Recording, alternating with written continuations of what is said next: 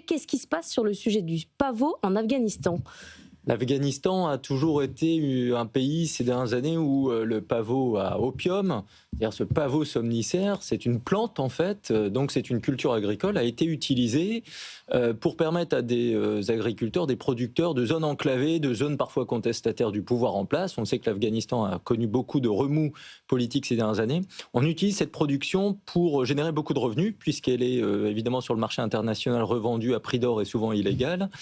Et on a eu souvent une estimation que la moitié de l'agriculture afghane venait de la culture du pavot et que le pavot à opium représentait parfois jusqu'à 10-15% du PIB de C'est énorme. l'Afghanistan. Et donc les talibans ont toujours utilisé cette culture pour financer parfois leur combat intérieur et leur reconquête du pouvoir. Et évidemment, une fois qu'ils sont au pouvoir, comme en 2001 ou comme depuis 2022, ils l'interdisent au nom de la charia et au nom des principes de l'islam.